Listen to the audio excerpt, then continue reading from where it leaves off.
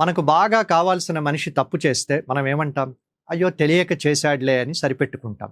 కానీ అదే మనిషితో మనకు గొడవ అయ్యాక అతడు ఎంత మంచి పని చేసినా అవన్నీ మనకు తప్పులుగానే కనిపిస్తాయి. ఎందుకు?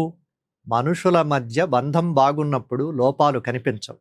కానీ ఆ బంధం చెడిపోతే మాత్రం అన్నీ తప్పులే.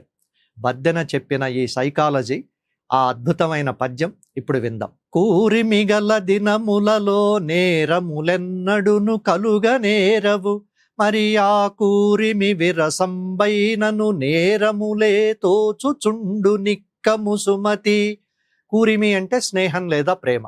ఇద్దరి మధ్య అనురాగం ఉన్నప్పుడు వాళ్ళల్లో ఎన్ని లోపాలున్నా అవి నేరాలుగా అనిపించవు. ఒకరి తప్పులను మరొకరు చాలా సులభంగా క్షమించేస్తూ ఉంటారు.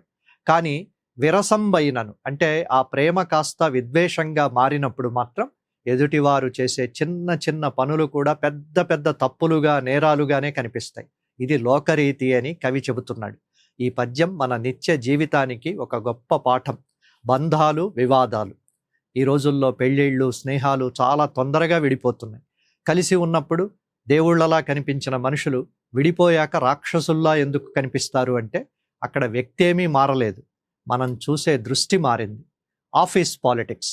మనకు నచ్చిన కొలీగ్ తప్పు చేస్తే సహకరిస్తాం, నచ్చని వారు మంచి ఐడియా ఇచ్చినా అందులో వంకలు వెతుకుతూ ఉంటాం.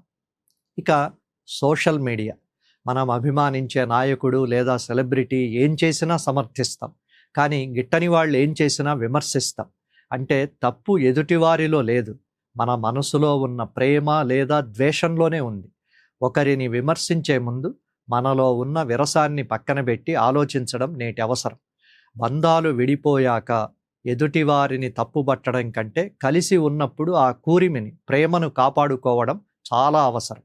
చివరగా ఒక ఆత్మీయమైన విన్నపం.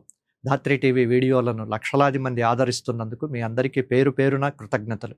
మీ ప్రోత్సాహమే మాకు కొండంత బలం. అయితే వీడియోలు చూస్తున్న వాళ్ళల్లో చాలామంది ఇంకా ఛానల్స్ను సబ్స్క్రైబ్ చేసుకోలేదని మా గణాంకాలు చెబుతున్నాయి. మన తెలుగు భాషా వైభవాన్ని, ఆధ్యాత్మిక వారసత్వాన్ని మరింత మందికి చేర్చడానికి మీ మద్దతు మాకు చాలా అవసరం.